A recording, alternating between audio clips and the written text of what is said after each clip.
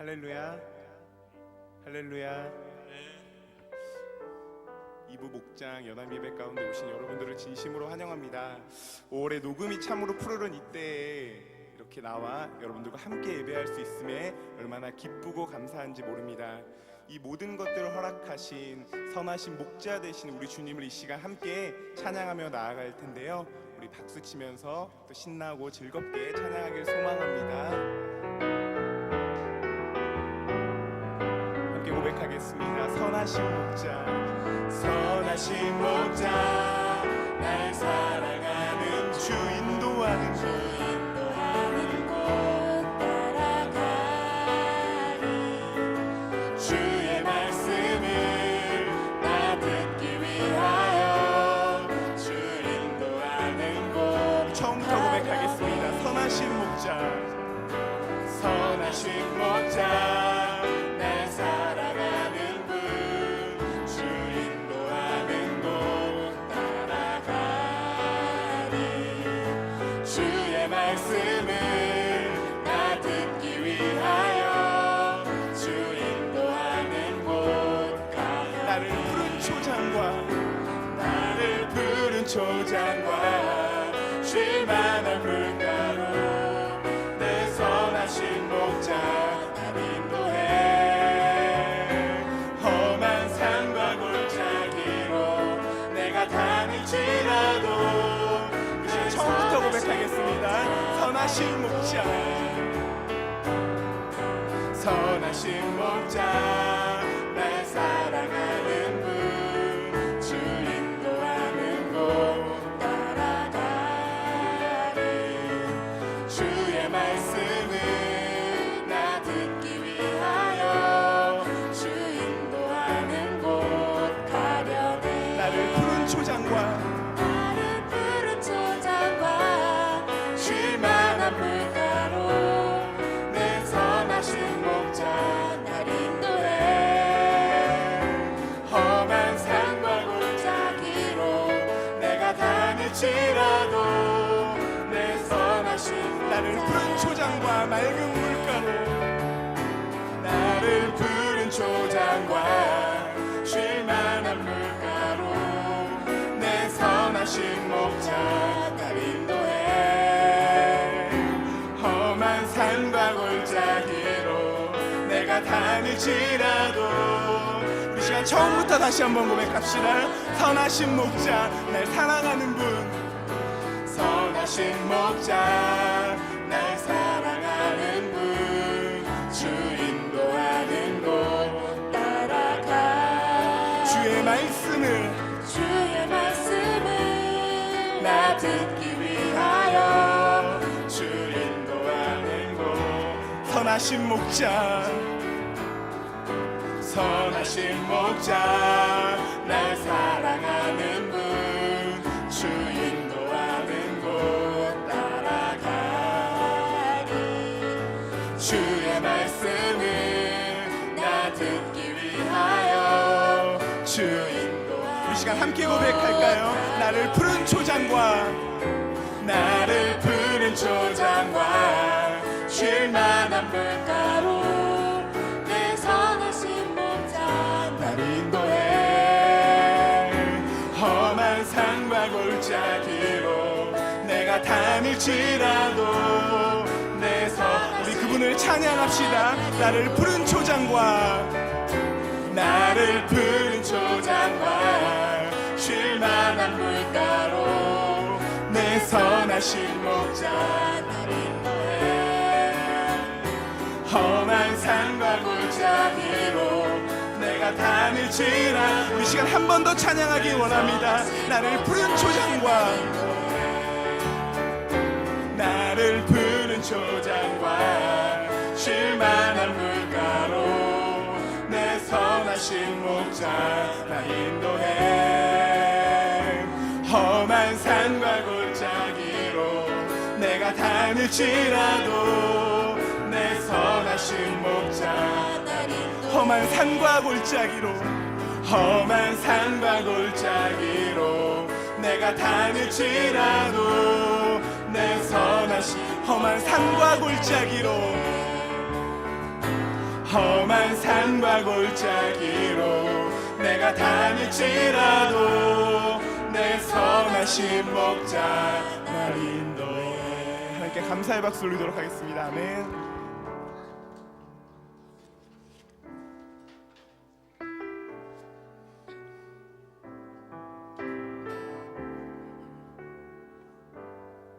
다 표현 못해도 나 표현하리라. 다 고백 못해도 나 고백하리라. 다 할 수 없어도 나 알아가리라. 다 닮지 못해도 나 닮아가리라. 다 표현 못해도 나 표현하리라.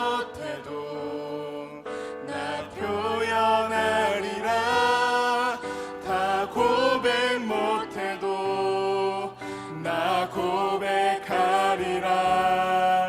다 할 수 없어도 나 알아가리라. 다 닮지 못해도 나 닮아가리라.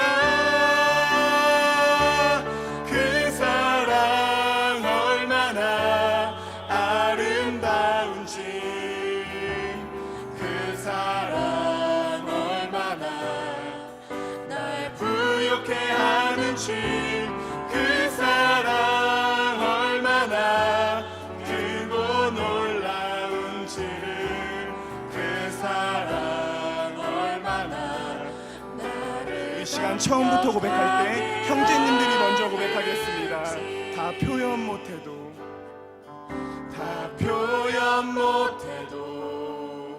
나 표현하리라.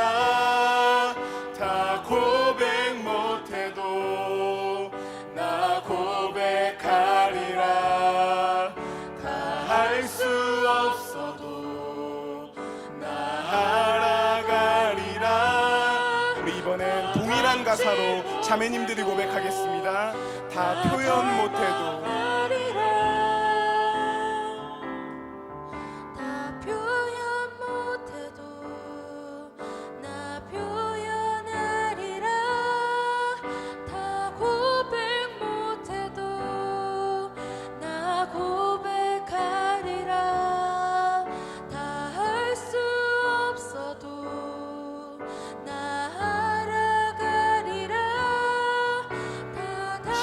고백하며 나아가겠습니다. 아버지의 사랑을 함께 찬양합시다. 그 사랑 얼마나 아름다운지, 그 사랑 얼마나 날 부욕해 하는지, 그 사랑 얼마나 크고 놀라운지를,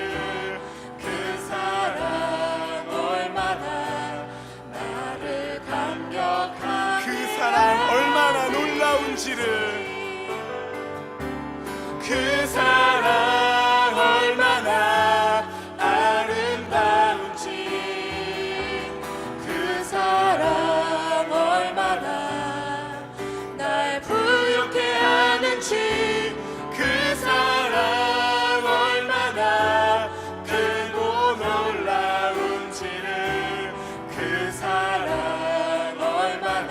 우리 시간 한 번만 더 고백합시다. 그 사랑 얼마나 아름다운지를, 그 사랑 얼마나 아름다운지, 그 사랑 얼마나 날 부욕해 하는지, 그 사랑 얼마나 크고 놀라운지를, 우리 이 시간 이루 형용할 수 없는 아버지의 사랑을 찬양하며 나아가길 원합니다. 함께 고백하겠습니다. 아버지 사랑 내가 노래해. 아버지 사랑 내가 노래해. 아버지 은혜 내가 노래해.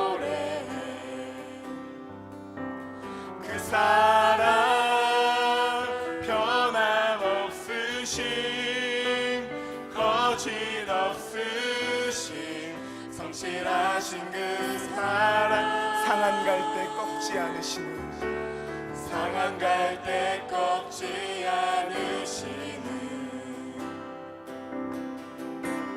꺼져가는 등불 끄지 않는 그 사랑, 변함없으신,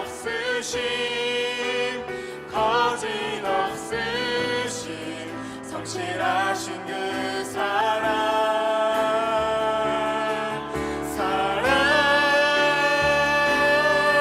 그 사랑,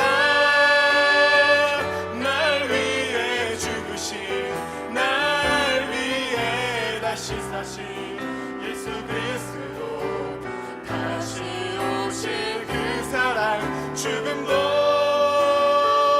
생명도 천사도 하늘의 어떤 권세도 끊을 수 없는 영원한, 이 시간 처음부터 다시 한번 고백하겠습니다. 아버지 사랑 내가 노래해, 아버지 사랑 내가 노래해, 아버지 은혜 내가 노래해, 그 사랑 변함없으신, 거짓없으신, 성실하신 그 사랑, 상한 갈 때 꺾지 않으시는, 꺼져가는 등불 끄지 않는 그 사랑, 변함없으신, 거짓없으신, 성실하신 이 시간 그 사랑을 함께 소리치며 찬양합시다. 사랑, 그 사랑, 날 위해 죽으신, 날 위해 다시 사신 예수 그리스도, 다시 오실 그 사랑, 죽음도 생명도 천사도 하늘의 어떤 권세도 끊을 수 없는, 우리 이 시간 한 번 더 고백합시다. 그 사랑 날 위해 죽으신, 그 사랑, 날 위해 죽으신, 날 위해 다시 사신 예수 그리스도, 다시 오실 그 사랑, 죽음도 생명도 천사도 하늘의 어떤 권세도 끊을 수 없는, 내 마음을 표현합시다. 이 시간 한 번 더 고백하기 원합니다. 그 사랑, 그 사랑, 날 위해 죽으신, 날 위해 다시 사신 예수 그리스도, 다시 오실 그 사랑, 죽음도 생명도 천사도 하늘의 어떤 권세도 끊을 수 없는 영원한 그 사랑, 예수 그 사랑, 그 사랑 날 위해 죽으신, 날 위해 다시 사신 예수 그리스도, 다시 오실 그 사랑, 죽음도 생명도 천사도 하늘의 어떤 권세도 끊을 수 없는 영원한 그 사랑 예수. 우리 이 시간 잠잠히 기도하며 그 사랑을 다시금 떠올리기를 원합니다. 그 사랑에 감격하며 이 시간 이 자리에 예배 가운데 나아가길 소망합니다. 말씀에 앞서 우리 시간 함께 기도하겠습니다.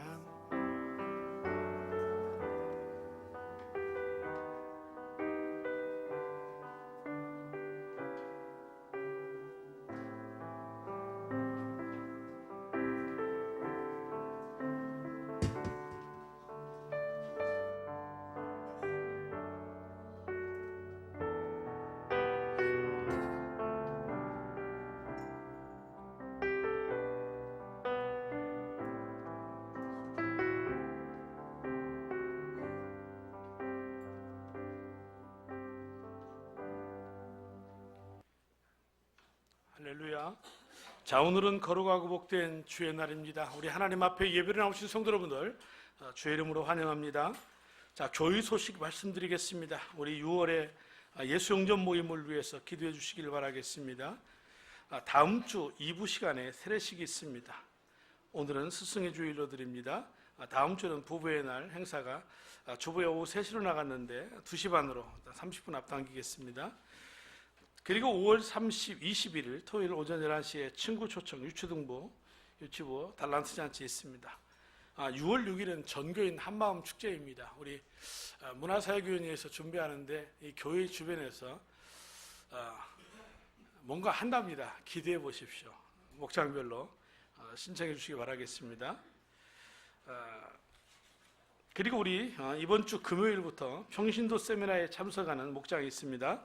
우리 푸른 목장의 김승복, 김혜영 집사님, 그리고 이환선, 김정순 집사님 두 가정 이번에 평신도 세미나 수지 제일교회에 참석하게 됩니다. 위에서 기도해 주시길 바라겠습니다. 이 시간 우리 교사의 주일, 스승의 주일 맞이해서 우리 선생님들에게 교회에서 준비한 작은 선물 전하는 시간 갖도록 하겠습니다. 우리 그 나라의 백년대계는 교육에 있다고 그렇게 말하지 않습니까? 교회도 마찬가지입니다. 우리 지금 자라는 우리의 자녀들이 다음 세대 우리의 일교회의 기둥들입니다. 저들을 우리가 믿음 안에서 신앙 안에서 잘 키워야 되는데 이 일을 위해서 헌신하시는 우리 선생님들 계십니다. 자, 우리 유치부 선생님들, 유치동부 선생님들, 우리 중고등부에서 헌신하는 우리 선생님들 잠깐 자리에서 일어나 주셨으면 좋겠습니다. 예, 자리에서 일어나 주십시오. 다 참석하지 못하신 것 같은데 어쨌든 1부 예배도 참석하신 분 계시고 또 3부에도 참석하신 분들이 계시니까 이 시간 우리 선생님들을 위해서 제가 한번 기도하겠습니다. 하나님, 주의 나라와 그 영광을 위해서 다음 세대를 책임질 우리의 자녀들을 양육하는 선생님들입니다. 주님, 저들을 축복하시옵소서. 무엇보다도 우리의 지식을 전하지 않기를 원하고 우리의 경험들만을 전하지 않기를 원합니다.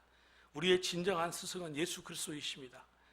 그분이 하신 말씀들을 가감없이 바르게 전할 수 있도록 도와주시고 무엇보다도 우리의 사명은 저들을 위해 또한 기도하는 것이오니 교사로서 우리 학생들을 위해서 기도하는 것 잊지 않게 도와주시고 매주마다 우리에게 맡겨주신 그 영혼들의 이름 불러가며 기도할 때 우리의 기도 들으시고 우리의 자녀들이 그 기도의 힘을 얻어서 이 세상 가운데 죄악의 유혹에 넘어지지 아니하고 언제나 말씀 가운데 거할 수 있는 축복을 허락하여 주옵소서. 빛도 없이 이름도 없이 헌신합니다. 늘 헌신만이 강요됩니다.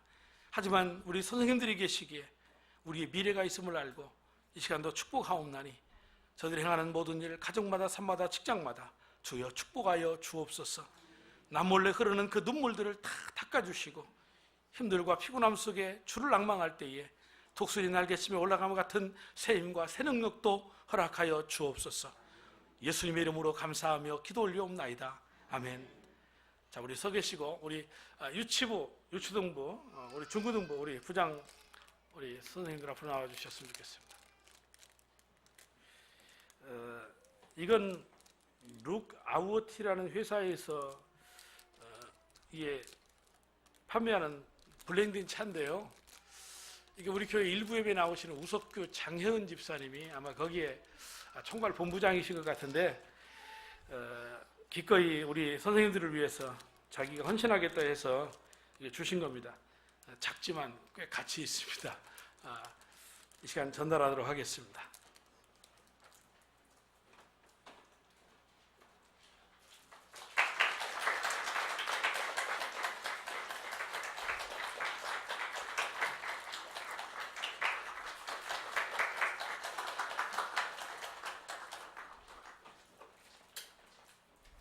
뒤로 돌아주시고요. 한번 우리 선생님들을 위해서 우리 뜨거운 박수 한번 부탁드립니다.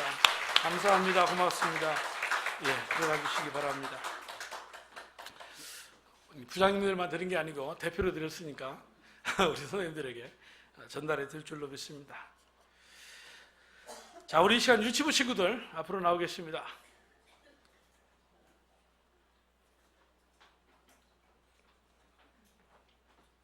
자, 오늘은 두 친구? 그래요. 자, 우리 축구 가겠습니다.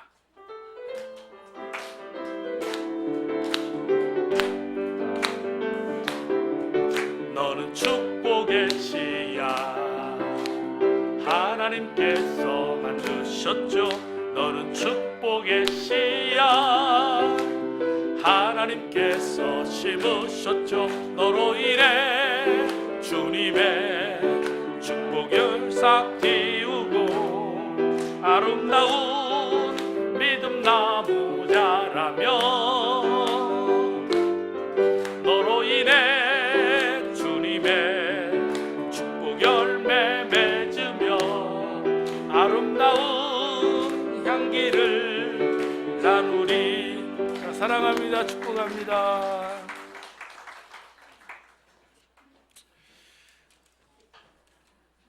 올해 가정의 달이에서 또 우리 부모님들을 찾아뵈러 가신 분들이 아직도 많이 계셔서 우리 아이들이 많이 참석하지 못한 것 같습니다. 자, 우리 시간이 이제 인간과의 모든 관계를 정리하고 우리 위로 하나님과의 관계 속에 나아가겠습니다. 자, 우리 다 함께 자리에서 일어나셔서 우리 찬송하며 나아가겠습니다.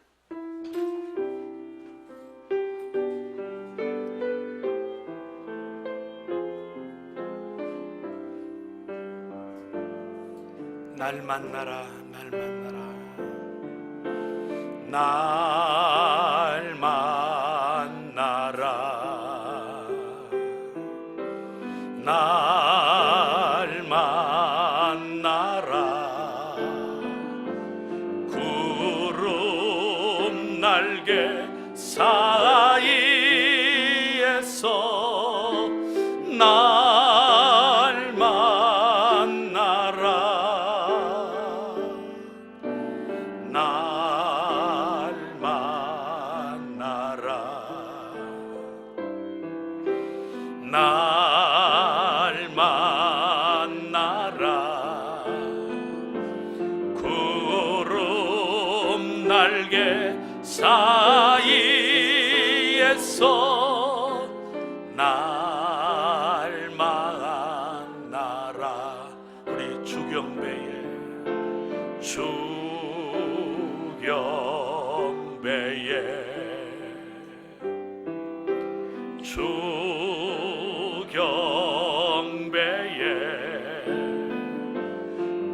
구름 날개 사이에서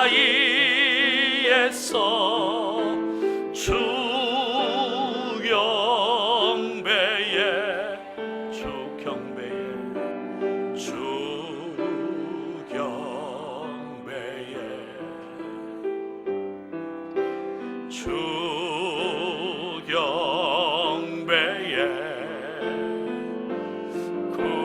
구름 날개 사이에서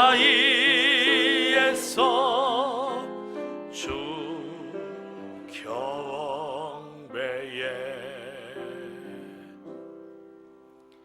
아멘. 우리 교동문 시편 32편을 함께 교독하시겠습니다.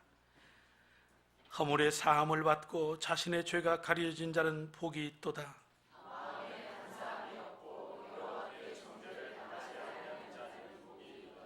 내가 입을 열지 아니할 때에 종일 신음함으로 내 뼈가 쇠하였도다.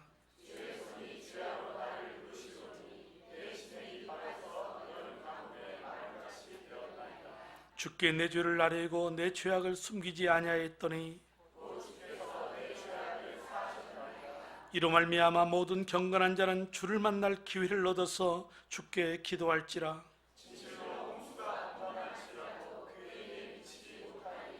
주는 나의 은신처이오니 환난에서 나를 보호하시고 너희 의인들아 여호와를 기뻐하며 즐거워할지어다. 아멘. 우리의 신앙의 고백을 문답하겠습니다. 여러분들은 무엇을 믿습니까? 나는 전능하신 하나님 아버지 천지의 창조주를 믿습니다. 여러분은 무엇을 믿습니까? 나는 그의 유일하신 아들 우리 주 예수 그리스도를 믿습니다. 여러분은 무엇을 믿습니까? 예수님은 성부와 같은 분으로 나음과 지음받은 분이 아닙니다. 오히려 그분을 통해서 만물이 지음받았음을 믿습니다. 여러분들은 무엇을 믿습니까? 그는 성령으로 잉태되어 동정녀 마리아에게서 나시고 본디오 빌라도에게 고난을 받아 십자가에 못 박혀 죽으시고 장사된 지 사흘 만에 죽은 자 가운데에서 다시 살아나셨음을 믿습니다. 여러분들은 무엇을 믿습니까? 그는 하늘에 오르시어 전능하신 하나님 우편에 앉아 계시다가 거기로부터 살아있는 자와 죽은 자를 심판하러 오심을 믿습니다. 여러분은 무엇을 믿습니까? 나는 성령 하나님을 믿습니다. 여러분은 무엇을 믿습니까? 나는 거룩한 공교회와 성도의 교제와 죄를 용서받는 것과 몸의 부활과 영생을 믿습니다. 아멘. 자, 우리 다 함께 자리에 앉으셔서 찬송가 463장을 찬송하겠습니다.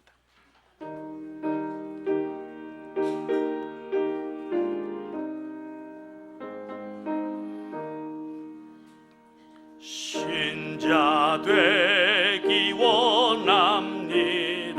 진심으로 신자 되기 원합니다.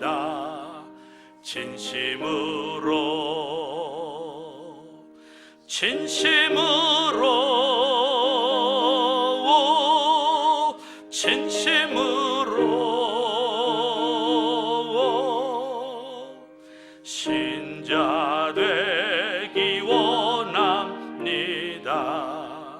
진심으로 사랑하기 원합니다. 진심으로 사랑하기 원합니다.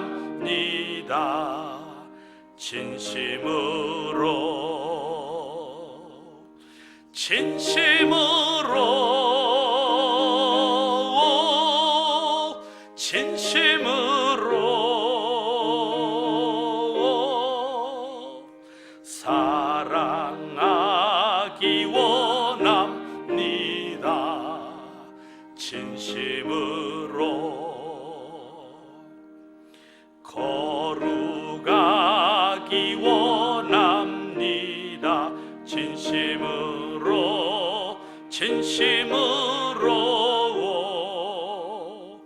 거룩하기 원합니다. 진심으로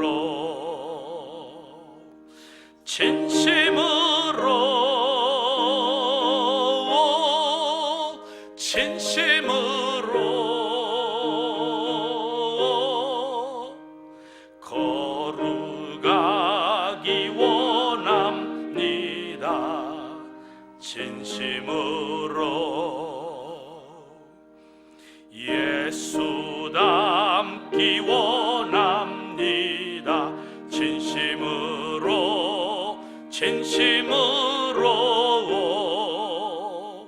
예수 닮기 원합니다.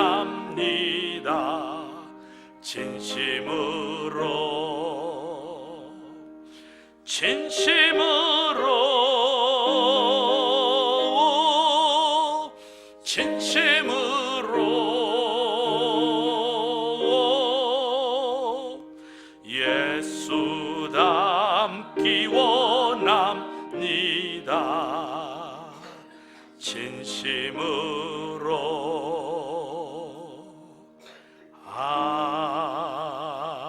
아멘. 우리 이 시간 다 함께 통성으로 하나님 앞에 우리 기도하며 나아가기 원합니다. 우리의 삶의 주권자는 하나님이십니다. 주는 천지를 창조하신 분이시며 이 땅과 온 우주를 통치하시고 다스리시는 하나님이십니다. 우리가 우리의 힘 가지고 내 마음대로 하려고 하니까 힘이 듭니다. 하지만 주권자이신 하나님께 모든 걸 맡기고 그분의 손에 붙잡히면 능히 이룰 줄로 믿습니다. 오늘 우리의 삶의 문제가 어떤 문제이든지 간에 주권자 되신 하나님께 모든 걸 맡겨드리고 결단하고 기도하십시오. 이 나라 이 민족이 안정을 통해서 통일 한국으로 나아갈 수 있도록 우리 기도하시고요. 이 땅의 교회들이 더 이상의 세상의 권력과 물질 속에 취하지 아니하고 정말 주님이 원하시는 그 교회의 존재 목적 깨달아서 영원구원하는 일에 힘쓸 수 있도록 그런 예일교회 될 수 있도록 기도하십시오. 다음 주에 있는 세례식 그리고 캄보디아 단기 선교 그리고 우리가 자긍심과 보람을 느낄 수 있는 평신도 세미나 위해서 기도하십시다. 우리 성도들의 어려움들 주 앞에 올려드리며 각자 기도 제목 가지고 기도하며 나아가겠습니다. 하나님 감사합니다. 복되고 복된 날 거룩한 날 주의 날 주 앞에 달려나왔습니다. 엎드려 나 고백하는 말 주님 사랑합니다. 우리의 예배를 받아주시고 우리의 기도를 응답하여 주옵소서. 하나님은 천지를 창조하신 전능하신 하나님, 우리의 인생의 삶을 지키시고 인도하시는 주권자이십니다. 우리의 모든 삶 주께 맡겨드립니다. 우리의 모든 문제도 주의 손에 올려드립니다. 주님 받아주시고 주님이 해결해 주시고 주님이 주님의 뜻 가운데 인도해 주옵소서. 우리의 바라는 소원이 있다면 주님의 뜻을 알고서 주님이 원하시는 곳에서 주님이 원하시는 방법대로 그 뜻을 이루어드리는 삶을 살아갈 수 있도록 주님 힘주시기를 원합니다. 이 땅 이 민족 하나님 고치시고 한마음 하나 되어 이제 통일한국으로 나아갈 수 있도록 도와주시고 전쟁의 위협이 그치고 평화로 나아갈 수 있는 은혜를 베푸시옵소서. 한국교회가 더 이상의 권력과 물질에 취하지 않는 교회들이 되게 하시고 영혼 구원하고 선교와 전도하는 일에 힘쓰며 주님이 기뻐하는 교회를 만들기를 원하오니 우리 예일교회가 그런 교회 되기를 원합니다. 이번 다음 주에 있을 세례식도 축복해 주시고 또 캄보디아 선교 통하여 세계 선교를 향하여 꿈꾸고 안으로는 영혼 구원 향하여 달려나갈 때 목장마다 VIP 가득하고 영혼 열매 맺는 놀라운 축복도 허락하시옵소서. 뿐만 아니고 하나님 평일주 세미나를 통하여서 우리가 이제는 섬기는 교회가 되었사오니 보람과 자긍심을 가지고 위로받게 하시고 힘을 얻을 수 있는 은혜가 되게 하여 주옵소서. 이 밖에도 오늘 우리의 사랑하는 성도들이 이 세상 살아가며 환난과 어려움 질병과 고난 가운데에서 신음합니다. 물질 문제, 자녀 문제, 관계 속에서 오는 어려움들을 통하여서 하나님께 구하며 나아갈 때 주여 들으시옵소서. 응답하여 주옵소서. 회복하시고 치유하여 주옵소서. 모든 관계들이 아름답게 사랑 안에서 회복될 수 있는 은혜도 주시옵소서. 사모했던 말씀 앞에 엎드려서 말씀 듣기 원하오니 우리에게 말씀하여 주시고 우리의 삶이 조정되어 하나님의 뜻을 경험할 수 있는 저희들 되기를 원합니다. 우리 구주 예수 그리스도의 이름으로 감사하며 기도 올리옵나이다. 아멘. 전능하시고 살아서 역사하시는 하나님 아버지, 거룩하고 복된 주일 하나님의 은혜로 예배의 자리로 인도하심에 감사와 찬양을 올려드립니다. 죄에 얽매여 죽을 수밖에 없는 우리를 구원하시고 영생의 복을 주신 하나님을 이 시간 예배를 통해서 만날 수 있는 귀한 시간 될 수 있도록 인도하여 주시옵소서.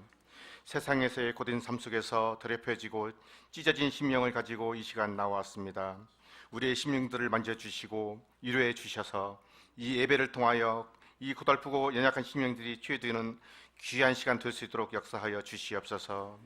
5월의 가정의 달을 맞이하여 우리의 가정들이 하나님의 사랑으로 하나 되게 하시고 또한 헌신과 섬김으로 서로를 아끼고 공경하는 삶을 살아가게 하심으로 각 가정이 화평케 하시고 가정이 바로 섬으로 인해서 교회가 바로 서며 온 인류가 바로 서서 하나님을 섬기는 귀한 축복도 허락하여 주시옵소서.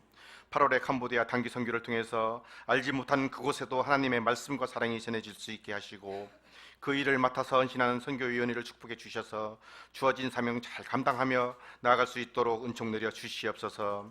또한 9월에 평신도 세미나를 준비하고 있습니다. 30명의 전사들을 우리 예일교회가 섬기게 됩니다. 이 시간을 통해서 찾아오시는 전사들이 가정교회 정신을 바로 알게 하시고 그로 인해서 영혼 구원의 열망을 품고 돌아갈 수 있는 귀한 시간 될 수 있도록 은혜 가운데 함께 하시고 열정을 가지고 인도하시는 목사님과 사모님, 전도사님과 또한 모든 일을 준비하고 진행하는 목자, 목녀, 목원들의 한 마음이 되게 하셔서 처음 시작하는 평신도 세미나를 잘 감당할 수 있는 능력과 지혜도 주시길 간절히 기도드립니다. 기름 부어 세우신 우리 목사님을 축복해 주시며 강건케 하시고 영적으로 육적으로 피곤치 않도록 붙들어 주시고 전하시는 말씀에도 능력에 능력을 더하셔서 선포하시는 말씀으로 한 주간 승리하며 살아가고 또한 연약한 심령들이 강건해지는 귀한 시간 될 수 있도록 은총 내려 주시옵소서. 예배의 시종을 주님께 맡깁니다. 은혜 가운데 함께하여 주시옵소서. 감사드리며 이 모든 말씀을 우리 주 예수 그리스도 이름으로 기도드렸습니다. 아멘.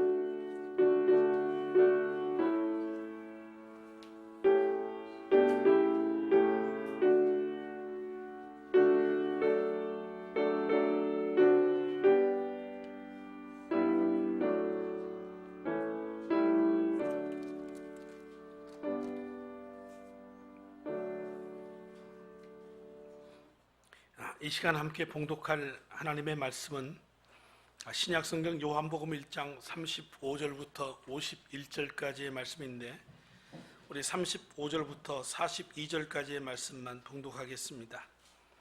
교회에 처음 방문하신 분들을 위해서 예배 시간은 우리 표준 세번역 성경을 사용하고 있습니다. 우리 함께 봉독하도록 하겠습니다. 다음 날 요한이 다시 자기 제자 두 사람과 같이 서 있다가 예수께서 지나가시는 걸 보고서 보아라, 하나님의 어린 양이다 하고 말하였다. 그 두 제자는 요한이 하는 말을 듣고 예수를 따라갔다. 예수께서 돌아서서 그들이 따라오는 것을 보시고 너희는 무엇을 찾고 있느냐 하고 물으셨다. 그들은 랍비님 어디에 묵고 계십니까 하고 말하였다. 랍비는 선생님이라는 말이다. 예수께서 그들에게 와서 보아라 하고 대답하시니 그들이 따라가서 예수께서 묵고 계시는 곳을 보고 그날을 그분과 함께 지냈다. 때는 오후 4시쯤이었다. 요한의 말을 듣고 예수를 따라간 두 사람 가운데 하나는 시몬 베드로의 동생 안드레이다. 이 사람은 먼저 자기 형 시몬을 만나서 우리가 메시아를 만났소 하고 말하였다. 메시아는 그리스도라는 말이다. 그런 다음에 시몬을 예수께로 데리고 왔다. 예수께서 그를 보시고 너는 요한의 아들 시몬이로구나. 앞으로는 너를 게바라고 부르겠다 하고 말씀하셨다. 게바는 베드로라는 말이다. 아멘. 자, 우리 찬송가 528장을 찬송하시면서 우리 준비하신 예물 하나님 앞에 올려드리겠습니다.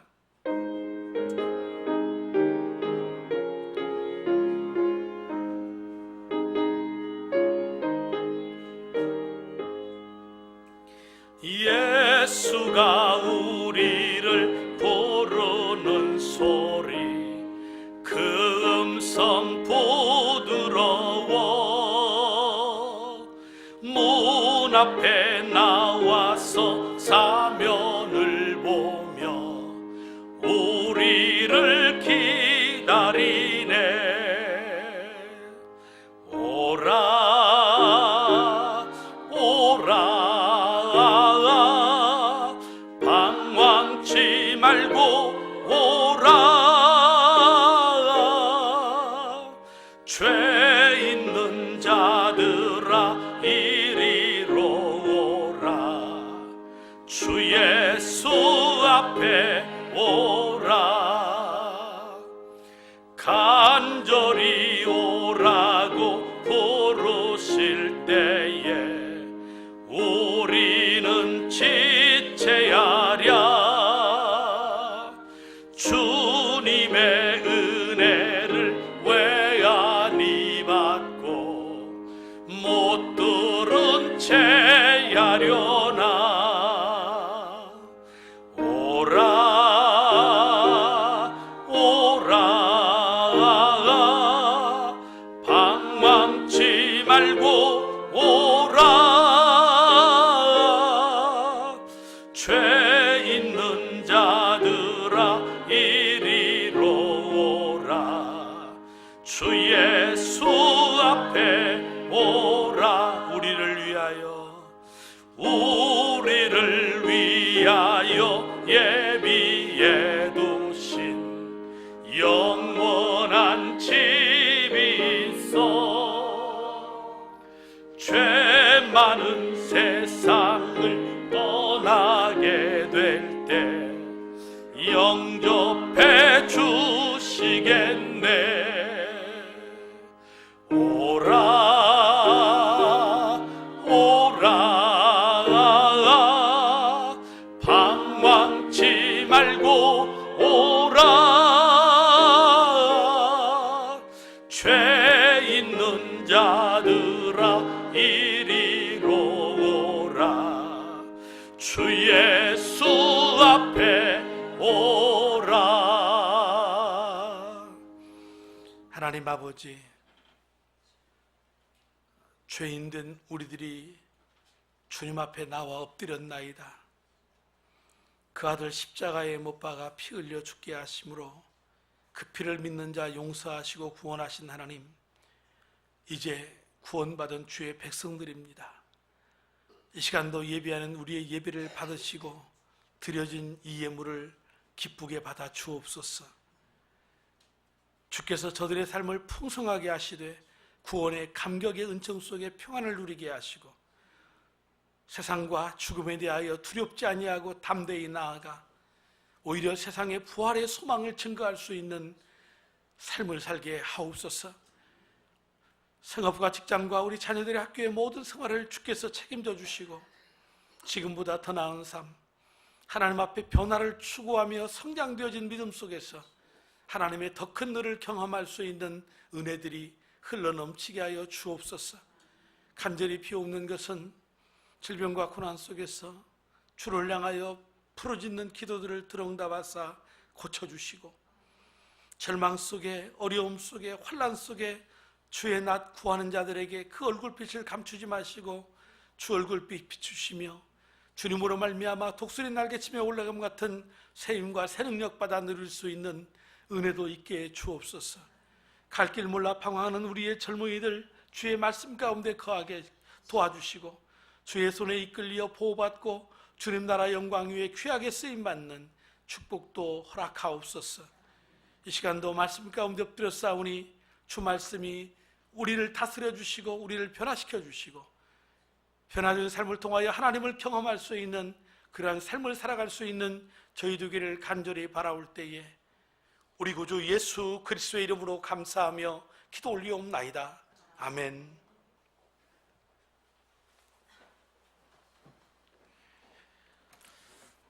자, 우리 시간 주의 말씀 듣기 전에 우리 가정교회 어록을 한번 살펴보겠습니다. 지난주에는 우리가 가정교회 세축에 대해서 말씀을 나누면서 연합 목장 예배와 또한 삶공부 그리고 목장 예배를 통하여 지정의 신앙의 세 가지 요소에 대해서 살폈습니다. 오늘은 이제 가정교회 네 가지의 기둥 중에 첫 번째입니다. 가정교회 네 기둥 중에 첫 번째는 교회의 존재 목적입니다. 무엇입니까? 교회의 사명은 제자 만드는 것이며 방법은 뭡니까? 세례주고 가르치는 것이다. 이것이 주님의 지상의 명령입니다. 우리 교회는 이 일을 위해 힘쓰는 교회입니다. 물론 그러다 보면 수적인 부흥도 있을지 모르겠지만 가장 중요한 건 하나님의 나라의 확장에 기여하는 겁니다. 여러분과 저희들이 하나님 앞에 귀한 소명 잘 감당해서 귀하게 쓰임받는 그런 축복이 있기를 주님의 이름으로 축원합니다. 자, 우리 옆에 있는 분 서로 한번 인사하겠습니다. 우리 귀하게 쓰임 받으십시다. 우리 귀하게 쓰임 받으십시다. 예, 감사합니다. 자, 본문의 말씀을 통해서 우리를 부르시는 예수님에 대해서 말씀을 함께 나누기를 원합니다. 우리가 예수님을 영접하고 나면 주님을 잘 섬기고 싶은 그런 마음이 생깁니다. 우리의 죽으시고 나를 불러주시고 구원과 영생을 주신 하나님을 위해 뭔가 했으면 좋겠다. 주님의 소원 앞에 쓰임받았으면 좋겠다. 이런 생각이 드는 것은 정상입니다. 만약에 나의 마음속에 그런 생각이 없다면 뭔가 잘못된 것입니다. 그런데 우리는 쓰임받기 원해도 구체적으로 내가 어떻게 해야 할지를 잘 모릅니다. 성경에 보면 하나님 앞에 위대하게 쓰임받는 사람들이 등장을 합니다. 모세와 같이, 엘리야 혹은 다윗과 같이, 신약의 바울과 베드로, 오늘 본문의 요한과 같이 이러한 위대한 인물들을 만나게 되는 겁니다. 그런데 이런 사람을 만나면 왠지 우리가 움츠려듭니다. 그런 일은 어떤 특별한 사람만이 하는 것이지 나 같은 사람이 어떻게 주의 일에 쓰임받을 수 있단 말인가, 이런 생각을 갖기 때문에 우리가 주의 콜링, 주님이 부르심 앞에 당혹함을 감추지 못하는 겁니다. 어찌 보면 오늘 이 말씀, 예수님이 제자를 부르시는 이 말씀은 오늘 우리에게 꼭 필요한 말씀입니다. 사도들이 크게 쓰임을 받기는 했지만은 그들이 처음부터 그렇게 큰 사람들이 아니었습니다. 그래도 우리는 초등학교, 중학교, 고등학교와 같은 정규 교육을 받지 않습니까? 그런데 예수님의 제자로 부름받은 이 제자들은 그 당시에 정규 교육도 받지 못한 사람들입니다. 그저 평범한 사람들이라는 겁니다. 우리와 비교해 볼 때 나은 점이 별로 없는 사람들이었습니다. 단지 처음부터 그들이 큰 사람이 아니라 주님이 큰 사람을 만드셔서 그렇게 사용하셨다는 겁니다. 우리도 이러한 말씀들을 보면서 어떻게 하면 하나님 앞에 쓰임받을 수 있을까? 예수님의 제자를 부르시는 그 장면을 통해서 우리가 깨닫기를 원합니다. 먼저 예수님의 첫 번째 두 제자가 누구입니까? 세례 요한의 제자였던 사람들인데 1장 35절로 36절의 말씀에 보면 다음날 요한이 다시 자기 제자 두 사람과 같이 서 있다가 예수께서 지나가시는 것을 보고서 보아라 하나님의 어린 양이다 하고 말하였다. 우리가 세례 요한에 대해서 살펴본 적이 있습니다. 그는 정말 대단한 사람입니다. 존경할 만한 사람입니다. 하나님의 말씀이 침묵하는 400년 후에 처음으로 등장하는 선지자. 그렇기 때문에 많은 사람들이 구름대처럼 이 세례 요한에게 몰려왔고 세례 요한은 절망에 빠진 그들을 물속에 집어넣고 다시 꺼내 세례를 주면서 보아라 이제 너희에게 소망이 있다. 새롭게 될 것이다. 희망을 선포할 때 얼마나 백성들의 마음에 위로가 있었겠습니까? 그런 왕성한 사역 가운데 갑자기 누가 등장합니까? 예수 그리스도가 자기 앞에 등장하는 겁니다. 그때의 세례 요한은 과감하게 나는 아무것도 아니라는 겁니다. 나에게 오는 모든 관심과 뜨거운 초점을 내가 아닌 저 어린 양 되신 예수님을 바라보라. 예수님에게 초점을 돌리게 되는 것이죠. 저 같으면 아니 나의 사역이 좀 끝난 다음에 오시면 얼마나 좋을까? 왜 하필 지금 오셔서 나의 사역을 나의 영광을 다 가로채십니까? 이렇게 아마 불평했을지도 모르겠습니다. 하지만 세례 요한은 오로지 예수님에게 모든 시선을 집중했고 예수님께 미친 자로 살았던 겁니다. 그래서 세례 요한이 예수님을 향해서 하나님의 어린 양이다 하는 말을 제자들이 듣고서 예수님에게로 가버립니다. 1장 37절에 그 두 제자는 요한이 하는 말을 듣고 예수를 따라갔다. 이제까지 자기를 따르던 스승인 세례 요한을 버리고 예수님의 제자가 되겠다고 가버린 것입니다. 무슨 말인지는 알겠는데 그래도 기분은 나쁠 것 같습니다. 저 같으면. 저는 소인배거든요. 넓은 가슴 같지만 되게 좁습니다. 그래도 세례 요한은 불평하지 않았고 도리어 예수님을 따르도록 했습니다. 두 제자는 아마도 예수님을 먼 발치에서 따랐던 것 같습니다. 하나님의 어린 양이다. 감히 저분이 우리를 받아주실까? 그리고 그 생각으로 따라가고 있는데 갑자기 앞서가시던 예수님이 그들을 향해 멈추시더니 38절에 이렇게 말씀하셨습니다. 예수께서 돌아서서 그들이 따라오는 것을 보시고 너희는 무엇을 찾고 있느냐 하고 물으셨다. 바로 이 예수님의 제자들을 부르시는 장면을 통해서 우리가 우리를 구원해 주시고 자녀 삼아 주신 하나님께 쓰임받는 사람들이기 위해서 어떻게 해야 될 것인가를 세 가지로 살펴봅니다. 첫 번째는 쓰임받기 위해 첫 번째 비결은 주님을 쫓아가겠다고 하는 결단하는 겁니다. 예수님은 요한의 제자였던 두 제자가 쫓아오는 것을 보셨습니다. 그리고 돌아보시면서 그들을 맞아주시고 영접했습니다. 이것이 주님의 성품입니다. 예수님은 당신을 쫓는 우리를 유면하지 않으시고 언제든지 따뜻하게 맞아주시는 그런 주님이셨습니다. 만약에 우리 중에 하나님을 위해 쓰임받고 싶은 사람이 있다면 주님 앞에 쓰임받고 싶다는 결단만 하시면 됩니다. 예수님, 내가 지금부터 예수님을 따르겠습니다. 주님, 내가 지금부터 주님 앞에 제자된 삶을 살겠습니다. 이런 결단만 하시면 됩니다.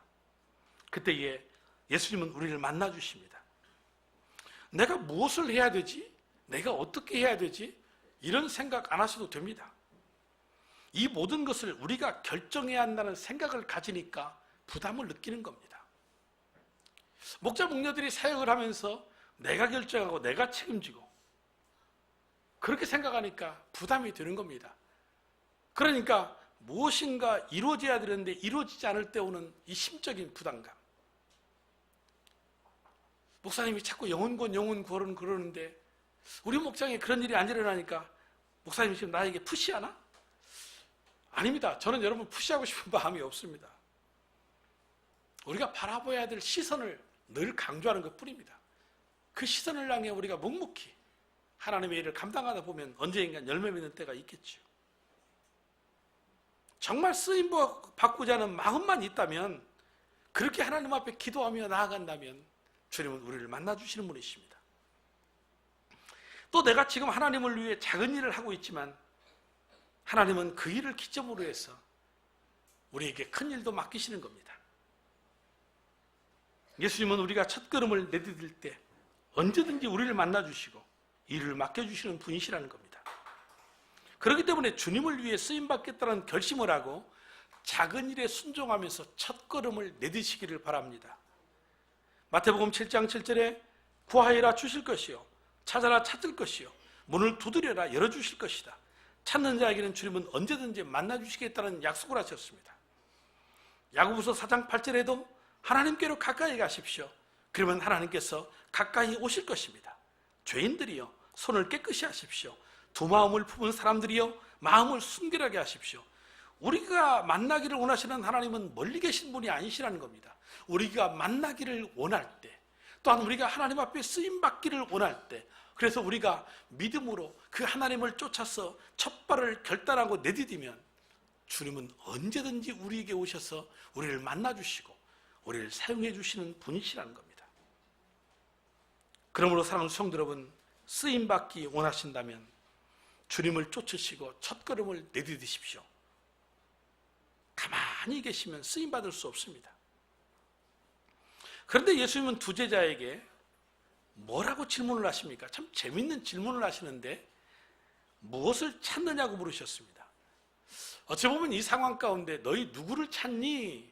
너희들 혹시 나 찾고 있는 거 아니니? 라고 예수님이 말씀하신다면 쉽게 이게 이해가 될 것 같은데, 예수님은 누구를 찾니가 아니라 무엇을 찾고 있니? 이렇게 물으셨습니다.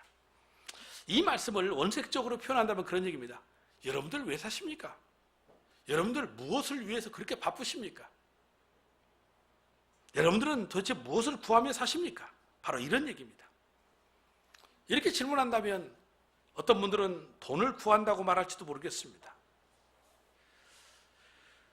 저는 직장생활 한 4년밖에 하지 않았고 목회자가 된 것은 이 땅에서 돈 많이 벌자고 하는 건 아니죠. 만약에 그런 생각 가진다면 정상적인 사람이 아닙니다. 미친 사람입니다. 정신 이상자겠죠. 이 길은 돈 버는 길은 아니니까. 주를 위해 죽겠다고 헌신하며 가는 길이니까. 그런데 그렇게 가다 보니까 또 물질에 약해서 유혹에 넘어지고 그런 부분도 있지만, 그래도 처음에 출발은 아굴굴짤 빈들이라도 어디든지 가겠다고, 주님 나라 위해서라면 내 목숨 아끼지 않겠다고 적어도 그렇게 출발은 저희들 합니다.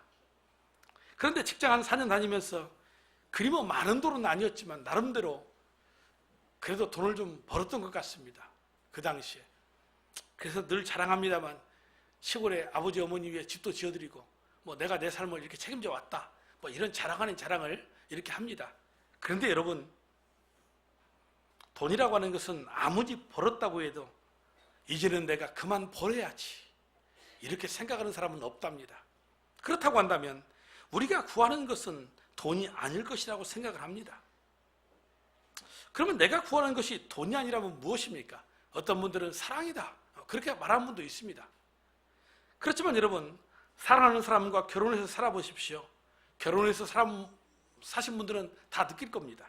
아무리 사랑하는 사람과 결혼을 해도 뭔가 채워지지 않는 부분이 영원히 우리의 가슴에 남아 있습니다.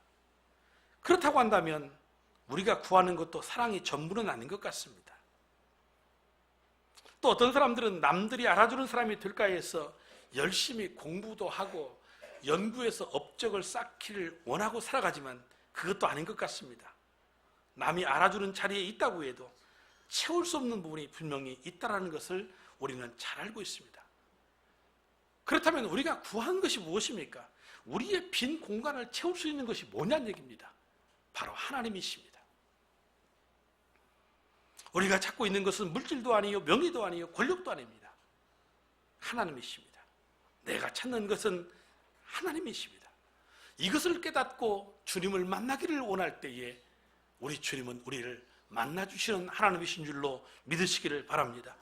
만나주실 뿐만 아니고 내가 하나님 앞에 부족하지만 쓰임받기를 원할 때 우리 하나님은 우리를 들여서 사용해 주시는 하나님이십니다. 그렇기 때문에 우리 성도님들은 다 이런 기도를 했으면 좋겠습니다. 주님, 저를 하나님의 나라를 위해서 써주세요. 주님 앞에 섰을 때 내놓을 것이 있는 삶을 살게 해주세요.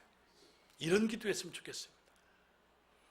한 가지만 한번 따라서 한번 해보겠습니다. 주님, 저를 하나님의 나라를 위해서 써주세요. 그래야 주님이 여러분들을 만나주시고 사용해 주시는 겁니다. 그런데 이 38절의 말씀에 예수께서 돌아서서 그들이 따라오는 것을 보시고 너희가 무엇을 찾고 있느냐 하고 물으셨다. 그들은 랍비님 어디에 묵고 계십니까? 하고 말하였다. 랍비는 선생님이라는 말이다. 여기서 번역하면 선생님이라 이라는 단어를 쓰고 있는데 이 단어가 이 38절 뿐만이 아니고 41절, 42절 말씀에도 이 이라는 말이 3번 나옵니다. 그 당시 이스라엘 사람들은 히브리어가 약간 변형된 아람어를 사용하고 있었고 그 당시에 공통어는 헬라어입니다. 그래서 신약 성경은 당시에 공용어인 헬라어를 썼던 겁니다. 그런데 아람말이 나오면 바로 이 아람말을 헬라어로 번역해서 그렇게 쓴 겁니다. 예수님이 무엇을 찾느냐라고 했더니 제자들이 랍비여 어디 계십니까? 이 말은 잘 이해가 안 됩니다. 이 말의 뜻은 그런 얘기입니다.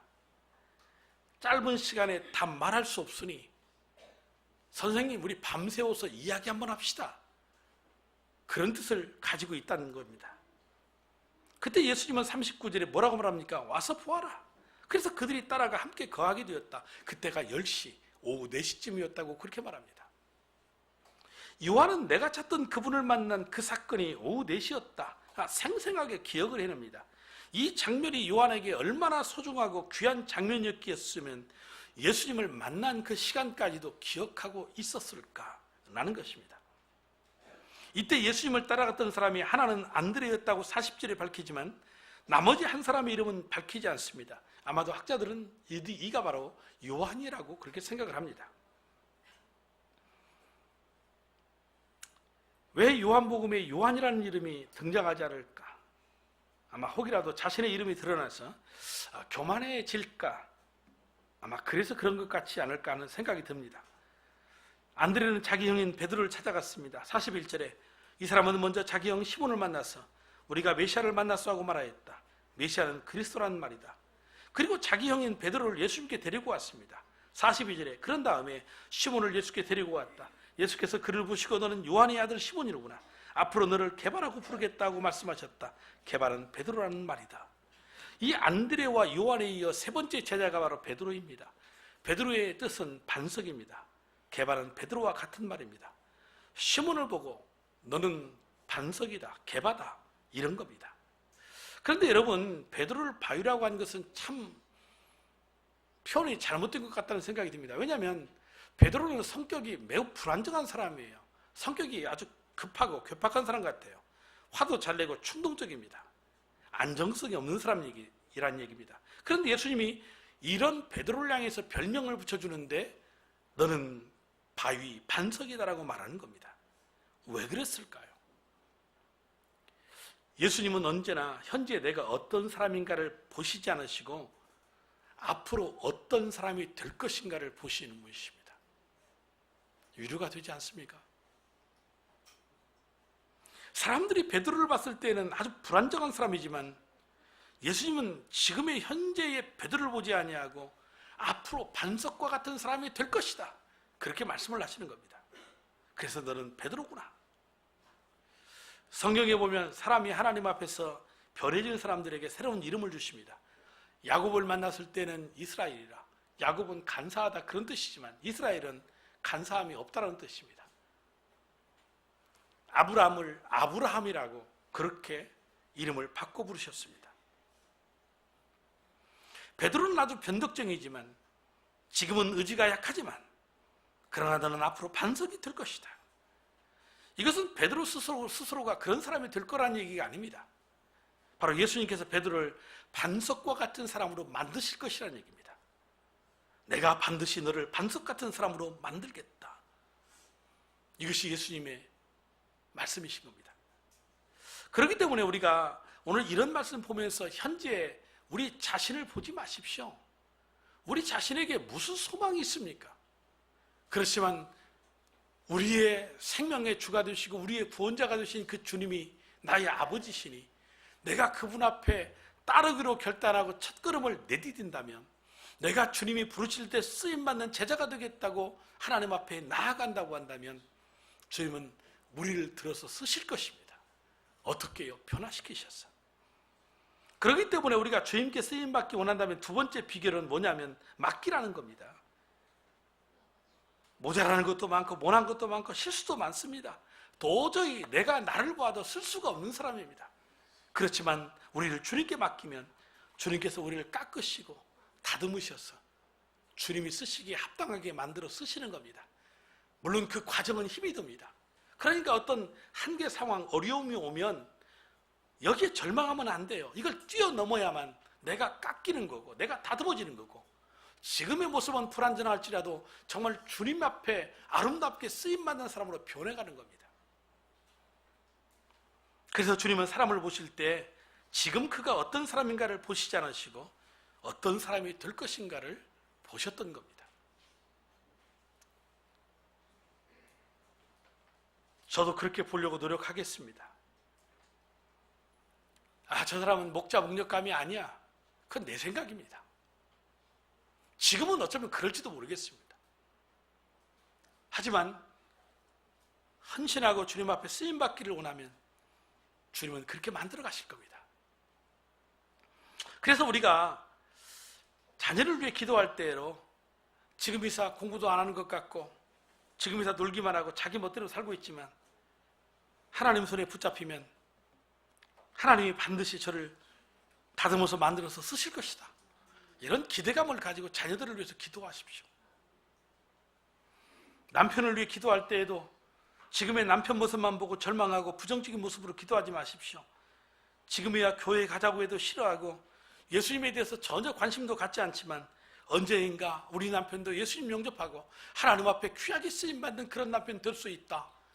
앞으로 되어질 그 남편을 바라보고 그렇게 기도하십시오. 아내를 위해서 기도할 때도 마찬가지입니다. 그저 화려하게 멋내는 거 좋아하고 집에서는 바쁘다고 살림도 안 하고 여기저기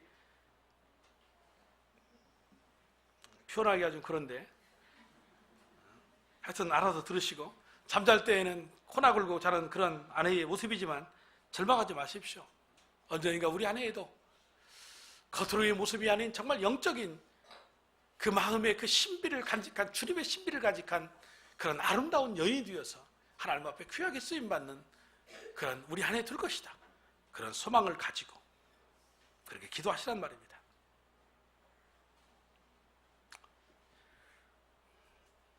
선배 목사들이 후배 목사들에게 이런 충고를 자주 합니다. 목회를 하면서 절대로 사람을 편애하지 말아라. 그래서 저도 성도들을 편애하지 않고 어떤 상황 가운데 있어도 동일하게 바라보고 동일하게 사랑하려고 애를 씁니다.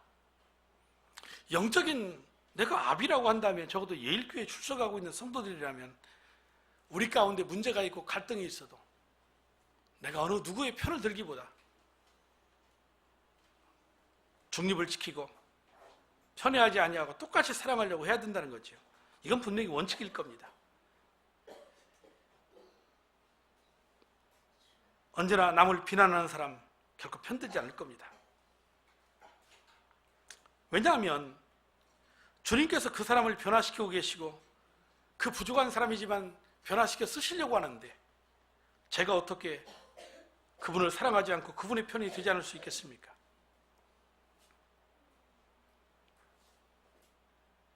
교회는 병원입니다. 지금은 부족한 부분이 있고 모난 부분이 있다 해도 그분이 변하고 애쓰고 있다면 절대로 비난해서는 안 되기 때문입니다. 그래서 저는 만약에 마음이 가는 사람이 있다면 그런 사람일 겁니다. 부족하지만 변화하려고 하는 사람. 지금은 정말 아무것도 할 수 없는 사람 같지만 그래도 주님의 말씀대로 살아보려고 몸부림치는 사람. 나는 그 사람 편은 들 겁니다. 그건 편애가 아닙니다.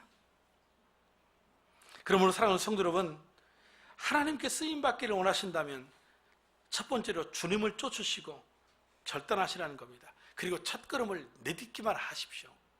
그러면 주님이 여러분들을 만나주실 것입니다. 그리고 하나님께 여러분 자신을 맡기십시오. 우리가 할 수 없는 일을, 하나님은 우리가 할 수 없는 일을 맡기시는 분이 아닙니다. 우리가 할 수 있도록 능력을 주신 다음에 사명을 주시는 분이니 우리가 헌신할 때 하나님은 우리를 깎으시고 두드리시고 다듬으셔서 변화시켜서 쓰실 것입니다. 그러므로 우리를 쓰시기에 합당하게 만드시는 하나님의 손에 여러분들을 다 맡겨드리시기를 주님의 이름으로 축복합니다. 그리고 43절에 보면 이제 네 번째 제자가 나옵니다. 누구입니까? 1장 43절에 다음날 예수께서 갈릴리로 떠나려고 하셨다. 그때 빌립을 만나서 나를 따라오너라고 말씀하셨다. 네 번째 제자가 누굽니까? 빌립입니다. 빌립은 안드레와 베드로와 한 동네 베스다 사람입니다. 예수님을 만난 사람마다 이분은 내가 바로 찾던 사람이다. 아마 이런 생각이 드는가 봅니다. 그래서 빌립도 예수님을 만난 후에 가만히 있지를 못하고 사람을 찾아갔는데 누구를 찾아갔느냐? 45절에 보니까 나다나엘입니다. 빌립이 나다나엘을 만나서 말하였다. 모세의 율법책을 기록하였고 또 예언자들이 기록한 그분을 우리가 만났습니다. 그분은 나사렛 출신으로 요셉의 아들 예수입니다.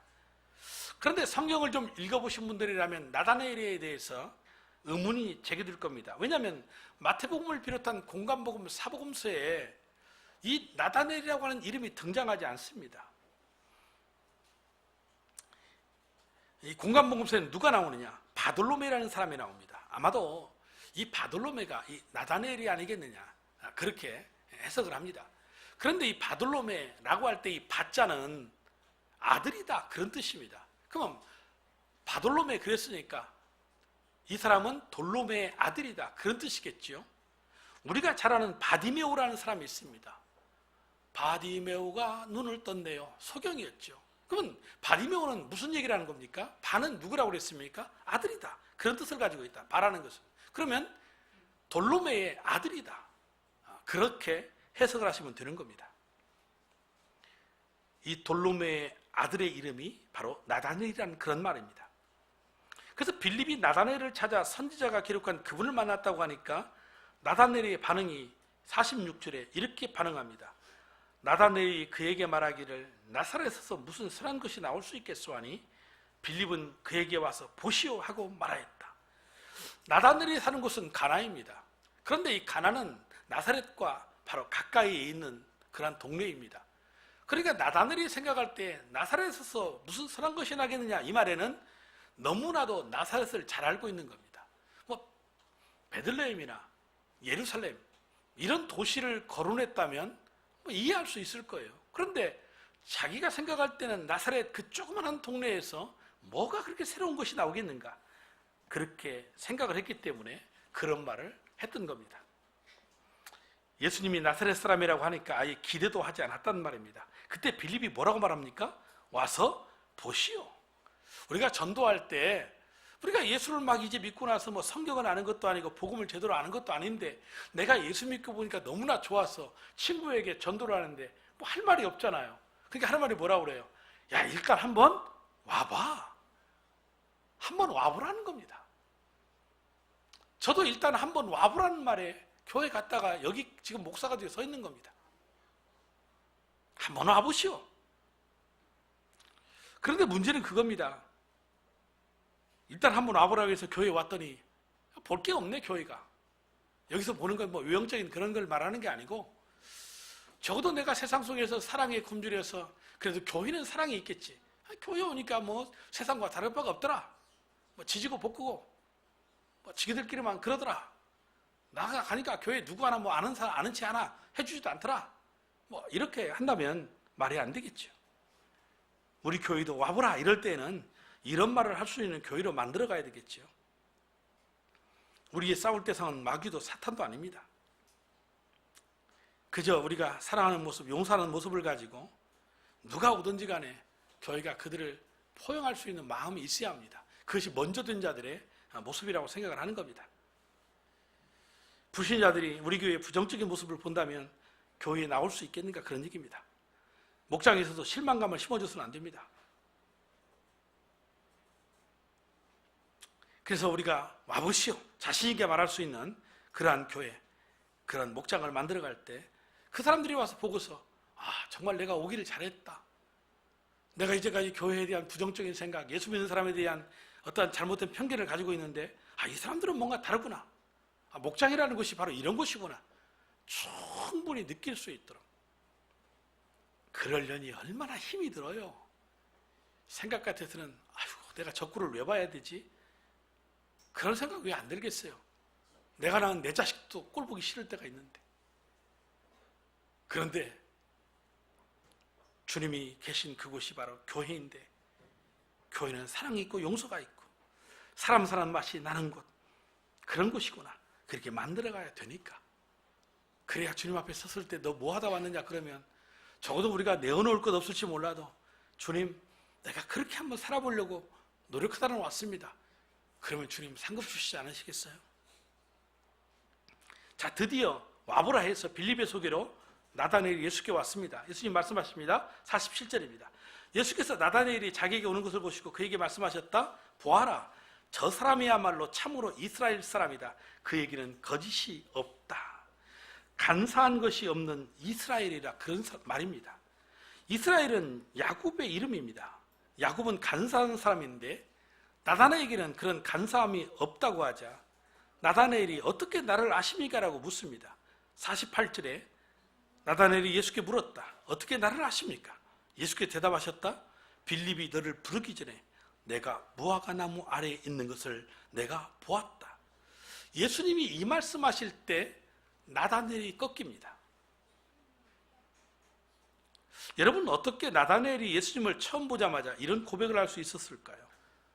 49절에 그랬어요. 나다나엘이 예수께 말하였다. 선생님은 하나님의 아들이시요 이스라엘의 왕이십니다.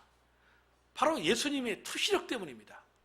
이것은 눈에서 나가서 뭐가 있나 본다는 그런 개념보다는 그 마음을 스캔하시는 겁니다. 다 아세요. 생각을 아세요. 예수님은 전능하신 하나님이시지 않습니까? 그러니까 이미 나다나엘을 다 보고 계신 것입니다. 그래서 처음 보았음에도 불구하고 그 능력을 가진 주님이 이 나다나엘이 어떤 사람인가를 알았다는 것입니다. 그래서 나다나엘이 당신은 바로 하나님의 아들이십니다라고 고백을 할 수 있었던 겁니다. 바로 이 장면을 통해서 우리가 세 번째로 주님 앞에 쓰임받기를 원한다면 기적을 기대하십시오. 왜 그렇습니까? 우리가 믿는 하나님은 초자연적인 분이십니다. 우리가 살고 있는 이 세계는 평범한 세계가 아니라 초자연적인 능력이 나타나는 그런 세계 아닙니까? 물론 현재 우리가 보고 듣고 경험하고 있는 믿음의 세계는 하나님의 역사의 영역에 비하면 아주 작은 부분에 지나지 않습니다. 하지만 여전히 초자연적인 것을 기대할 만합니다. 왜냐하면 우리 주님이 초자연적인 분이시기 때문에 그렇습니다. 이런 얘기하면 무슨 기적 이러면서 말도 안 되는 소리 이렇게 생각하시는 분도 계실 수 있습니다. 하지만 성경을 보십시오. 우리는 기적을 믿는 게 아니고 성경을 믿는 겁니다. 그렇게 말하는 분도 계세요. 어떻게 보면 참 똑똑하신 분이라고 생각을 하는데 근데 하나는 알고 둘은 모릅니다. 그 성경을 우리가 믿는다면 성경을 보십시오. 성경에는 기적으로 가득 차 있습니다. 이스라엘 민족이 광야의 길을 걸어갈 때 그들은 기적을 보면서 걸어갔습니다. 그래서 이 이스라엘 사람들은 하나님이 계신 곳에는 반드시 기적이 있다고 생각을 했습니다. 어디 이것이 구약의 사건뿐입니까? 신약에 와서 예수님께서도 수많은 기적들을 행할 때 많은 유대인들이 뒤를 따랐다고 기록하고 있습니다. 보리떡 5개와 물고기 2마리 5,000명을 먹이시고 12광기를 남기신 사건이나 죽은 지 나흘이나 된 나사로를 다시 살리신 사건이나 풍랑이는 바다를 걸어간 사건이나 문둥병자를 주님께서 고치신 사건이나 엄청난 기적들이 성경 속에 가득 차 있단 말입니다. 그래서 예수를 믿고 살아가는 사람들, 하나님께 맡긴 사람들이 가지는 특권은 바로 이겁니다. 바로 기적입니다. 이 기적이라는 것을 단순히 이러한 표면적으로 드러나는 것뿐만이 아닌, 여러분, 하나님이 살아계셔서 우리가 하나님 앞에 기도했더니 그 기도가 응답되었다. 이거 기적 아닙니까? 기적입니다. 그러니까 우리가 이 기적이 나타나는 교회, 기적이 나타나는 목장, 이런 교회와 목장을 만들어야 된다, 이렇게 말할 때에는 정말 목장의 기도가, 목장에서 기도한 기도가 응답되더라, 이 확신이 있다면 목장은 사는 겁니다. 우리 지역 모임을 갖습니다. 8교회가 모이는데 제가 지역 목자입니다. 뭐 능력이 있어서가 아니고 열심히 뭐 가정교회 조금 미쳐서 이렇게 하다 보니까 이 자리까지 왔는데, 우리 그 지역 목사님들이 와서 꼭 하는 말이 그겁니다. 참 지역 목장 모임에 와서 기도하면 다 응답된다라는 거예요. 근데 그런 얘기를 들으면 제가 무슨 생각할까요? 우리 목장 좋은 목장 뭐 이렇게 생각을 해야 되는데, 내가 볼 때는 뭐 그런 것 같지도 않은데, 이성적이기 때문에 그렇습니다. 제가 믿으면 분명히 믿는데, 저도 그 믿음을 믿기까지는 되게 이성적으로 생각하는 사람이에요. 그래서 저 고등학교 때 처음 예수 믿으면서 우리 그 시골의 목사님 너무나 괴롭힌 사람이에요. 목사님이 뭐 다 설명해 줄 수는 없는 부분이 많잖아요. 특히 기적적인 부분 속에서. 그래서 혼자서 주석책을 넘겨보면서 혼자 이해를 못하니까 그런 사람입니다. 근데 이제 그런 이야기를 목장에서 하도 하다 보니까, 그래, 앞으로 나도 그 지역 모임에서 우리 교회에 어떤 기도 제목이 있으면 한번 내놔봐야 되겠다, 그런 생각이 이제 듭니다. 참 부끄러운 얘기를 지금 하는 겁니다. 여러분, 하나님께 자신의 인생을 맡기는 사람, 기적 체험한다는 겁니다.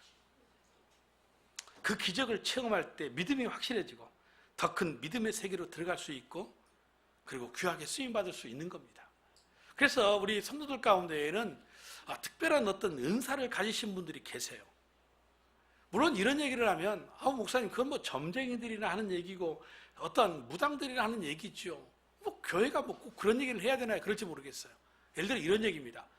한 자매가 아버지를 여의고 슬픔을 당한 이 친구를 찾아왔습니다. 근데 찾아갈 때 이 교회 신앙생활하는 또 다른 친구를 데리고 간 겁니다. 사실은 이 슬픔을 당한 자매하고 이 따라갔던 이 친구하고는 처음 보는 사이입니다. 근데 이 자매가 교회 신앙생활을 하는 자매인데, 그 슬픔을 당한 자매의 집에 가서 대뜸한다는 말이, 그런데 자매님은 왜 지옥 가신 그 아버님의 영정사진을 그렇게 보관하고 계십니까? 이렇게 말하는 겁니다. 이때에 이 슬픔 당한 자매는 두 가지의 혼란 속에 충격을 받습니다. 실제로 뭐냐면, 그 장로 안에 있는 그 아버지의 영정사진은 누구도 거기에 있는 거 모릅니다. 그런데 처음 본 사람이 와가지고 자매가 그렇게 얘기를 하는 겁니다. 어떻게 알았지? 두 번째가 뭐냐면, 우리 아버지가 천국 가지 못하고 지옥 간 거 어떻게 알았지? 사실은 이 슬픔 당한 자매는 교회를 안 다녔지만은 아버지는 신앙생활을 하신 분이기 때문에 장례식도 기독교식으로 다 했습니다. 그럼 교회를 다녔으니까 천국 갔을 것이다, 이렇게 생각할 수 있는데, 모든 사람들은 그렇게 생각을 한다는 겁니다. 근데 딸인 자기가 볼 때 자기 아버지는 천국에 못 갔다는 겁니다. 왜냐하면 아버지가 돌아가시기 전에, 운명하시기 전에 병상에서 딸이 아버지에게 그렇게 물었어요. 아버지는 그래도 돌아가시면 예수 믿었으니까, 교회 다니셨으니까 천국 가시겠네요? 이렇게 물었더니 아버지가 하는 말이, 천국은 무슨 천국? 내가 교회에 사람들 만나려고 다녔지 내가 믿기는 뭘 믿어? 그러고 돌아가셨다는 거예요. 그러니까 자기가 교회는 안 다녔지만은 아버지의 그런 얘기를 보면 아버지에게 신앙 고백 없었던 겁니다. 신앙이 없었다는 얘기입니다. 그저 그냥 교회에 사람 만나러 다녔다. 그렇다면 구원받을 리가 없죠. 근데 그것을 어떻게 알았느냐는 거죠. 모든 사람은 아버지가 교회를 다녔으니까 기독교 장례식을 했고 아버지는 천국 갔을 거다 생각하는데, 자기가 볼 때는 아니라는 거죠. 그런데 어떻게 알았느냐는 거죠. 바로 이런 얘기를 하면, 말씀드린 것처럼 뭐 무당도 아니고 점쟁이도 아니고 뭐 교회가 저런 얘기하냐 그러는데, 여러분, 하나는 알고 둘은 모르는 겁니다. 그래서 우리가 새로운 삶에서 첫 번째 안을, 두 번째 안을, 세 번째 안을 이야기하지 않습니까? 우리 첫 번째 안을 이 땅에 살고 있습니다. 두 번째 안을 악한 마귀 사탄이 공중권세 잡고서 주관하고 있습니다. 영적 전쟁이 우리의 삶에 이 마귀 때문에 끊임없이 일어나는 거 아닙니까? 세 번째는 우리 주님이 계신데 이 주님의 축복이 우리에게 올 때 마귀가 방해한다는 거죠. 시험이 있고 환란이 있어요. 이걸 이겨내야 돼요. 그러니까 이 영적인 권세를 가진 마귀도 능력을 행하니까 점쟁이도 맞추는 거고 구슬하면 병든 자가 낫기도 하는 겁니다. 그런데 그것은 사탄이 주는 영적인 힘이기 때문에 영혼을 살리지는 못합니다. 그런데 하나님이 우리에게 은사를 주실 때에는 교회를 세우기 위해서, 그래서 하나님이 은사를 주신 목적이 뭐냐? 공동체의 유익을 위해서다. 그렇게 우리가 정리하지 않습니까? 여전히 우리는 이 영적인 세계에서 살고 있고 초자연적인 세계에서 살고 있는 겁니다. 그렇기 때문에 우리가 주님 앞에서 주님을 따르기로 결단하고 첫걸음을 내디며 모든 걸 맡길 때 주님은 우리에게 이 은사, 능력, 초자연적인 기적을 주셔서 우리로 그 사역들을 감당하게 하시는 겁니다. 그래서 성경의 위대한 사람들의 역사를 우리가 신약이고 구약이고 살펴볼 때 그 믿는 자에게 나타나는 능력과 기적, 어디 없는 부분이 있던가요? 다 나타나고 있다는 거죠. 그렇다면 오늘 이 시대도 마찬가지입니다. 예수님이 우리를 부르실 때 우리가 주님을 따르기로 작정한 이 세 가지 원리를 따라서 주여 내가 주님을 따르는 제자가 되겠다고 헌신할 때에 여전히 주님은 오늘 또 능력 있게 우리를 통하여 일하시는 하나님이시다. 기대가 됩니다. 위로가 됩니다. 지금 현재의 내 모습 보고 주님이 쓰시는 게 아니고 앞으로 되어질 내 모습 보시고 주님이 나를 부르신다. 그렇다면 우리는 다른 거 없어요. 헌신하고 결단만 하고 맡기면 되는 거예요. 주님이 다듬으셔서 주님이 다 깎을 것 깎으셔서 그리고 쓰시는 겁니다. 사랑하는 성도 여러분, 말씀을 맺습니다. 여러분들은 무엇을 찾고 계십니까? 예수님을 섬기면서 주님 앞에 쓰임받는 삶같이 귀한 삶이 없습니다. 예수님께 쓰임받기를 간절히 원하는 사람 되시기를 바랍니다. 물론 그렇다고 선교사가 되라, 그렇다고 목사가 되라는 얘기 아닙니다. 우리 학생들에게는 제가 선교사의 꿈도 키워주고 목사의 꿈도 키워주지만 여기에 계신 어르신들은 절대 되지 마세요. 될 필요도 없고요. 목사가 넘쳐납니다. 경쟁이 치열합니다. 그러니까 될 생각 마시고. 근데 생명의 삶에서 우리가 헌신에서 분명히 다루잖아요. 우리 헌신의 영역이 교회만인가? 꼭 선교사 되고 목사 되어야 되는가? 아니라고 가르치지 않습니까? 뭡니까? 가정에서도 헌신의 영역이요. 내가 다니고 있는 직장, 회사, 그 모든 것이 하나님이 주신 헌신의 영역이다. 그곳에서 하나님이 부르셔서 사용하기를 원하시는 그 뜻을 깨달아서 우리가 순종하며 살아갈 때 하나님은 여전히 우리를 쓰시고 계신다, 사용하고 계신다. 그렇게 우리가 말씀을 나누지 않았습니까? 그러므로 이 시간 마음속에 감동이 되시걸라. 주님, 나는 부족하지만 주님이 제자를 부르신 것처럼 나를 부르신다면 주님, 내가 첫걸음을 내딛겠습니다. 내가 맡기겠습니다. 주님, 내게도 기적을 베푸시고 초자연적인 능력 주셔서 하나님 원하시는 그 나라 확장을 위해 쓰임받는 그런 삶을 살게 해주십시오. 그렇게 기도하신다면 우리 주님은 여러분들의 모자람과 부족함을 보시지 아니하시고 여러분들에게 능력을 믿고 맡기셔서 하나님의 귀한 나라 확장에 귀하게 쓰실 줄로 믿습니다. 이 시간 우리 결단의 기도 하나님 앞에 했으면 좋겠습니다. 보시옵소서. 주님, 우리가 어떤 사람입니까? 내가 어떤 사람입니까? 아시잖아요. 우리가 우리 자신에 대해서. 이런 내가 어떻게 목사가 되었을까? 생각만 해도 이해가 잘 안 됩니다. 근데 하나님이 쓰시는 겁니다. 그저 고등학교 2학년 때 집회 가운데 주님, 나를 써주세요. 어떻게 하면 교회에서 내가 살 수 있을까? 교회에서 살 수 있는 방법 두 가지입니다. 하나는 목사가 되는 거고 하나는 교회 관리인이 되는 거. 이게 바로 내가 교회에 머물 수 있는 유일한 길이었습니다. 그래서 저는 내 자신을 볼 때는 나 같은 사람은 어떻게 목사 될 수 있을까? 사실 포기했었습니다. 그래서 나는 사실 교회에서 관리 집사 되었으면 좋겠다. 이런 생각도 했었습니다. 근데 하나님이 저를 쓰셔서 여기까지 오게 하셨습니다. 기적입니다. 오늘 우리들도 저와 같은 생각을 가질지도 모르겠습니다. 하지만 여러분, 지금 현재 모습을 보시고 주님이 나를 사용하시겠다고 하시는 것이 아닙니다. 너무나도 나를 잘 알고 계신 그 하나님이 나를 만드셔서 귀하게 쓰시겠다고 하시는 겁니다. 예수님이 제자를 부르실 때 저들이 반응했던 것처럼 우리도 주님을 따르기로 결단하고 첫 걸음을 내딛으시고 맡기십시오. 주께서 우리에게 초자연적인 능력도 주셔서 감당하게 하실 줄로 믿습니다. 이 시간 나를 써달라 결단하며 하나님 앞에 우리 기도하며 나아가겠습니다.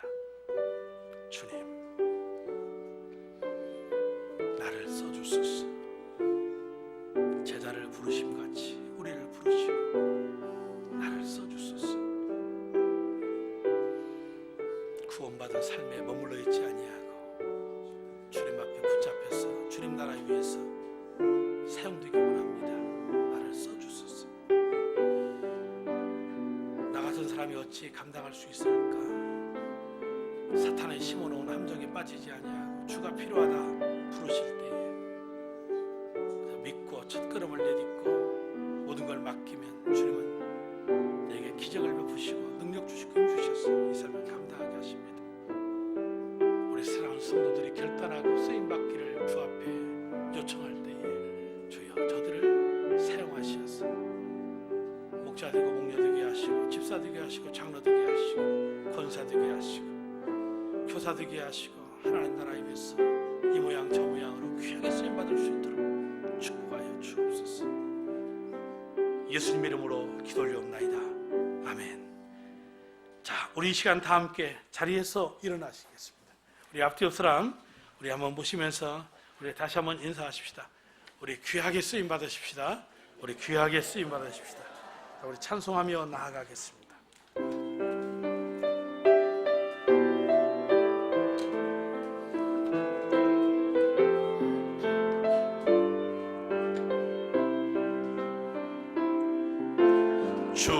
주님 다시 오실 때까지 나는 이 길을 가리라. 좁은 문 좁은 길 나의 십자가 지고 나의 가는 이 길 끝에서 나는 주님을 보리라.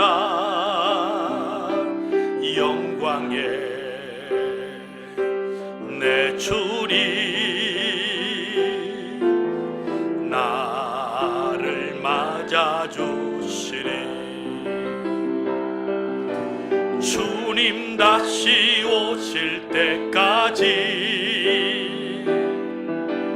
나는 일어나 달려가리라. 주의 영광 온 땅 덮을 때 나는 일어나 노래하리. 내 사모하는 주님 온 세상 구주시라. 내 사모하는 주님 영광의 왕이시라. 주님 다시 오실 때까지 주님 다시 오실 때까지 나는 일어나 달려가리라. 주의 영광 온 땅 덮을 때 나는 일어나 노래하리. 내 사모하는 주님 온 세상 구주시라. 내 사모하는 주님 영광의 왕이시라. 기도하겠습니다. 사랑하는 성도 여러분, 이제 평안한 마음으로 세상에 돌아가십시오. 선한 일에 용기를 가지시며 악을 악으로 갚지 마십시오. 항상 연약한 자를 도우시며 병든 자를 찾아보시며 곤란당하는 이웃을 위로하십시오. 모든 일을 믿음과 사랑으로 행하시며 어떤 일에도 소망을 포기하지 마십시오. 그리고 거룩하신 성령님께 순종하여 기쁨과 감사의 생활을 해나가십시오. 우리 하나님 아버지는 여러분들을 항상 도와주실 것입니다. 이제는 우리 구주 예수 그리스도의 은혜와 우리 하나님 아버지의 그 크신 만극하신 사랑하심과 성령님의 감동감화 역사교통리로 충만하신 은총이 예수님이 부르실 때 따랐던 제자들처럼 주님을 따르기로 결단하고 첫 발을 내딛고 주님께 모든 걸 맡길 때 저는 오늘 우리 가운데도 여전히 기적을 베푸시고 초자연 능력을 통하여 하나님의 공동체와 그 나라를 위해서 우리를 값지게 써주실 것을 믿으면서 이 시간 머리 숙여 나아가는 저들과 가정과 생업, 우리 자녀들의 모든 인생 가운데에 이제로부터 영원토록 함께 있을지어다. 아멘. 하나님 감사합니다.